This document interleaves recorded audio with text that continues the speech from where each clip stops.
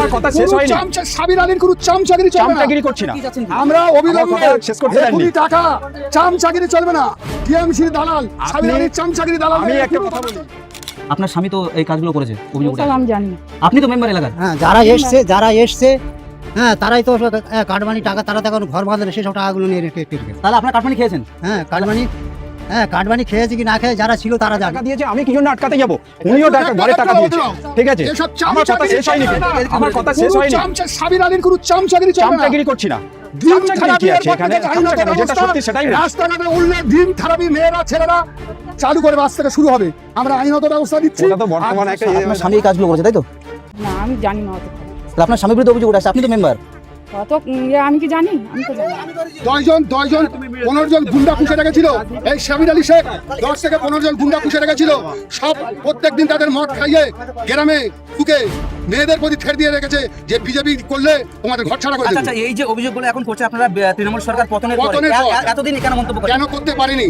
কি কারণে? আমাদের থানা কোনো কথা শুনতো না, থানা গেলে কেস নিত না। এখন আমাদের বিজেপি সরকার আসতে আমাদের কেস, আমাদের নেতৃত্ব তারা বলেছে যে কোনো কিছু হলে থানা জানান, তারপর আমরা স্টেপ নেব। সে কারণে আমরা রাস্তা নেমে এই আন্দোলন শুরু করেছি। তৃণমূল বিজেপি মুখোমুখি সংঘর্ষ, উত্তাল পরিস্থিতি। তৃণমূল মেম্বারের বাড়ি ঘিরে বিক্ষোভ। কাটমানির টাকা অবিলম্বে ফেরত চাই, না হলে পাল্টে দেব অবস্থা। প্রশাসনের দ্বারস্থ বিজেপি সমর্থকরা। আপনারা দেখছেন HBX প্রাইম নিউজ। আমি পল্লবী। এই মুহূর্তে বড় খবর দক্ষিণ 24 পরগনার ক্যানিং পশ্চিম বিধানসভা থেকে, যেখানে রাজনৈতিক উত্তেজনা ক্রমশ তীব্র আকার ধারণ করেছে। 231 ও 232 নম্বর বুথ এলাকায় তৃণমূল ও বিজেপির মধ্যে মুখোমুখি সংঘর্ষের পরিস্থিতি তৈরি হয়েছে। কাটমানি টাকা ফেরতের দাবিতে তৃণমূল মেম্বার সাবির আলী শেখের বাড়ি ঘিরে বিক্ষোভ দেখাচ্ছেন বিজেপি কর্মী, সমর্থক এবং স্থানীয় সাধারণ মানুষ। তবে ঘটনাস্থলে মেম্বার সাবির আলী শেখ উপস্থিত না থাকায় তার আত্মীয় স্বজনরা দাবি করেছেন তারা কোনো কাটমানি টাকা নেননি।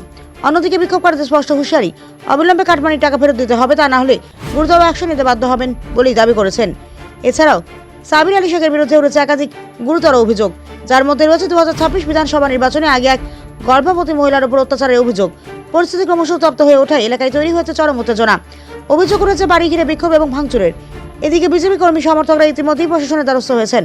তাদের দাবি অভিযুক্তকে অবিলম্বে গ্রেপ্তার করতে হবে এবং সাধারণ মানুষের কাছ থেকে নেওয়া কাটমানি টাকা দ্রুত ফেরত দিতে হবে। কি বলছেন শুনুন তৃণমূল ও বিজেপি সমর্থক কর্মীরা। বর্তমানে যে কাটমানি ইস্যু, অন্যান্য জায়গায় কাটমানি হয়েছে, এখানে সাবিরদা কিন্তু নিঃস্বার্থভাবে যিনি এলিগেশন লাগিয়েছেন, ঠিক আছে, উনি এর আগের পিরিয়ডে রিজাউল শেখ পঞ্চায়েত সদস্য ছিলেন, সে সময় উনি ঘর নিয়েছেন। পরে যখন সরকার ওনার নামে আবার ঘর ইস্যু করে, সাবিরদা চেয়েছিল আমি নিঃস্বার্থ, সরকার টাকা দিয়েছে, আমি কি জন্য আটকাতে যাব? উনিও ঘরের টাকা দিয়েছে, ঠিক আছে? আমার কথা শেষ হয়নি, কিন্তু আমার কথা শেষ হয়নি। সাবির আলীর কোনো চামচাগিরি করছি না। রাস্তাঘাটে উঠলে দিন খারাপি মেয়েরা ছেলেরা চালু করে বাস থেকে শুরু হবে। আমরা আইনত ব্যবস্থা দিচ্ছি। ওটা তো বর্তমানে একটা হয়ে দাঁড়িয়েছে। মূলত আপনারা কি চাচ্ছেন? আমরা অবিলম্বে শেষ করতে দেননি। কোটি টাকা চামচাগিরি চলবে না। টিএমসির দালাল সাবির আলীর চামচাগিরি দালাল। আমি একটা কথা বলি, আপনি নিজে তো ডেলিগেশন লাগাচ্ছেন, আপনি নিজের ঘরটা করেছেন, সেটা প্রমাণ সরকারকে দেবো। ওটাই আমি ওটাই বলছি। আপনার ভাই দুটো ঘর নিয়েছে, আপনাদের অভিযোগ যে ঘর করেনি, তাই তো? ঘর করেনি, ঠিক আছে। সাবির দায় করেছিল যে এর আগের পিরিয়ডে ওরা ঘর পেয়েছিল। সাবির দায় করেছিল যে সরকার যখন ঘর দিচ্ছে আমি কেন আটকাতে যাব। তো ওনাদের ভালোবেসে ওনাদেরকে ঘরের টাকা আবার করে দিয়েছে। সরকারি টাকা যে অভিযোগ উঠে আসছে, সরকারি ঘর কিন্তু দিয়েছে। আরো যে একটা গুরুতর অভিযোগ, তৃণমূল সরকার ক্ষমতায় থাকাকালীন একাধিক দুর্নীতি করেছে। কারণ বিশেষ করে যে সমস্ত ডিজিটাল সাংবাদিক যারা রয়েছে তাদের উপর কোনো অত্যাচার করা হয়েছে। কারণ এই গ্রামের মধ্যে ক্যানিং পশ্চিম বিধানসভার মধ্যে একটি ঘটনা ঘটেছিল। কারণ বিজেপি সমর্থক কর্মী তারা বিজেপি করার কারণে কিন্তু তাদের ঘর বাড়ি ভাঙচুর করেছে, এমনটা অভিযোগ উঠে আসছে।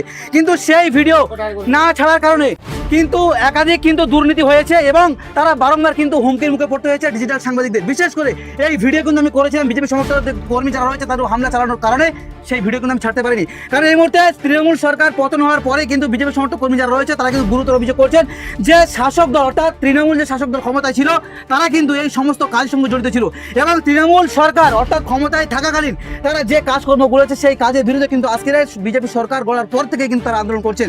এবং এই মুহূর্তে ক্যানিং পশ্চিম বিধানসভার মধ্যে গুরুতর যে অভিযোগগুলো উঠে আসে একাধিক অন্তর থেকে, যে অর্থাৎ কাটমানি, এই কাটমানি টাকা কিন্তু অবিলম্বে ফেরত দিতে হবে। এবং বিজেপি সমর্থক কর্মী তারা বলছে কিন্তু কাটমানি টাকা যদি ফেরত যদি না দেয় তাহলে একাধিক যাতে যেভাবে ডিমের বর্ষণ হচ্ছে, ডিম ছড়াছড়ি হচ্ছে, সেই ডিম ছড়াছড়ি কিন্তু তারা করবেন, এমনটা অভিযোগ। আর এই মুহূর্তে সাধারণ মানুষ তাদের কি বক্তব্য শোনাবো। আমাদের বুথে ওই সর্বি পাড়ায় লক্ষণ সর্দার বলে তার ছেলে জীবন নিয়ে হসপিটাল পাঞ্জা লড়ছে, তার কান্না দেখলে এটা মিডিয়া করাতে হবে। সে বলেছিল যে আমি 10,000 টাকা দিতে পারবো না, বলে যে ছেলে মরে যাক দেখার দরকার নেই। তার কাছ থেকে 10,000 টাকা সে কেড়ে আমাদের একদিন বলছে দরকার হলে আমি মিডিয়ার সামনে তার লিখিত, আমি বলেছি তোকে নিয়ে আমি থানায় যাব। তো ছেলে যখন হসপিটালে ভর্তি ছিল বলেছে না ও ছেলে খুলে দেখবো না, কাটমানি তার 10,000 টাকা নিয়ে তার কাছ থেকে সে বলেছে লিখিতভাবে আমাদের দেবে বলেছে, দরকার হলে আমার সঙ্গে থানায় যাবে, সে এ পর্যন্ত বলেছে। এই ব্যক্তিরা 10 জন 15 জন গুন্ডা পুষে রেখেছিল, এই সাবির আলী শেখ 10 থেকে 15 জন গুন্ডা পুষে রেখেছিল, সব প্রত্যেক দিন তাদের মদ খাইয়ে গ্রামে ঢুকে মেয়েদের প্রতি ঠের দিয়ে রেখেছে যে বিজেপি করলে তোমাদের ঘর ছাড়া করে দেবো। আচ্ছা, এই যে অভিযোগগুলো এখন করছে আপনারা তৃণমূল সরকার পতনের পর এতদিন কেন মন্তব্য করেন? কেন করতে পারেনি? কি কারণে? আমাদের থানা কোনো কথা শুনতো না, থানা গেলে কেস নিত না। এখন আমাদের বিজেপি সরকার আসতে আমাদের কেস, আমাদের নেতৃত্ব তারা বলেছে যে কোনো কিছু হলে থানা জানান, তারপর আমরা স্টেপ নেব। সে কারণে আমরা আজকে রাস্তা নেমে এই আন্দোলন শুরু লাগালেন না যে ঘরবাড়ি ভাঙচুরের এলিগেশন লাগিয়েছে। এই ঘরবাড়ি ভাঙচুর করেছে, ভিডিও আমার কাছে ছিল, সেই ভিডিও আমি মেম্বারের কাছে পাঠিয়েছি। হ্যাঁ দেখান না, ভিডিও ঘরবাড়ি ভাঙচুরের মতো 231 নম্বর বুথে ঘরবাড়ি ভাঙার মতো কোনো এলিগেশন নেই। সম্পূর্ণ আপনি মিথ্যে কথা বলছেন, ভিত্তিহীন কথা বলছেন। ঠিক আছে, হতে পারে রাজনীতিক ইস্যুতে কখনো কখনো উভয়ের মধ্যে বচসা হয়েছে, ঠিক আছে, কিন্তু এই নয় যে ঘরবাড়ি ভাঙা হয়েছে। অন্যান্য বুথে হতে পারে, ঠিক আছে, আমি বলছি না, ওটা জানা নেই আমার, কিন্তু আমি আমার বুথের কথা, আমি এখানকার সদস্য, আমি সেই হিসাবে বলতে চাই এখানে ওরকম কোনো এলিগেশন নেই। ক্যানিং পশ্চিম বিধানসভা ভোটের আগে একজন গর্ভবতী মহিলা এখানে তাদের আমি সেটা বলছি, আমি জানি না, যেটা জানা নেই, আপনার জানা থাকতে পারে, কিন্তু আমার বুথে আমার নাম সাইফুল রসুল, আমি কাজ করতে এসেছি বাপি ঘোষের বাড়ি থেকে। হাবিজ শেখ এখান থেকে মাল ডাল খেয়ে গিয়ে আমার উপর থার দিয়ে, আর মুজাফফর ও আমার উপর থার দিয়ে ওখানটা গিয়ে পানি থেকে আমার জলেতে উঠতে দেয়নি, তারই উপর ওখানে মারধর করেছে। তারই ওর ঠেকাতে প্রশাসন এসে ওখানটা একটু ঝামেলা মিটে। ফের আর একটা ব্যক্তির তার ওর হচ্ছে গিয়ে মন্দিরও ভেঙেছে, মন্দিরও ভেঙে সে এখানে গন্ডগোল করেছে। আপনি ভুল কথা বলছেন, মন্দির ভাঙার ইস্যু মেরেছিল আমার বৌমাকে, গর্ভবতী মহিলাকে মারধর করেছে, থানায় এফআইআরও হয়েছে। কিন্তু বড়বাবু প্রশাসন দিকে এমন একটা সিস্টেম করেছে, রাতারাতির মধ্যে হচ্ছে বেল দিয়ে দিয়েছে, বেল জামিন করে দিয়েছে। কিন্তু আমি তাতেও শুনিনি, কোর্ট তো কার কথা শুনবে না। কিন্তু আমি ভারতীয় জনতা পার্টি করি, এই বিজেপি রাজ্যের বুথ সভাপতি এর কারণে আমাকে মারধর করেছে। তা এটা কাটমানি আমরা প্রশাসন এবং আমাদের যে পঞ্চায়েত সদস্য আছে তাদের কাছে আমরা বলেছি, এবং হচ্ছে যে তিনি সে স্বামী ছিল তার কাছে আমরা বলে যাচ্ছি, যদি না এই কাটমানি ফেরত পায় সাধারণ মানুষ, তার আমরা উচ্চ শিক্ষা দেব এবং আমরা যা করার করব। প্রশাসনের কাছে আমরা দাবি করছি অতিলম্বে যেন এই কাটমানি টাকাটা ফেরত পায় সাধারণ মানুষ, আমরা তাতেই কৃতজ্ঞ হয়ে থাকবো।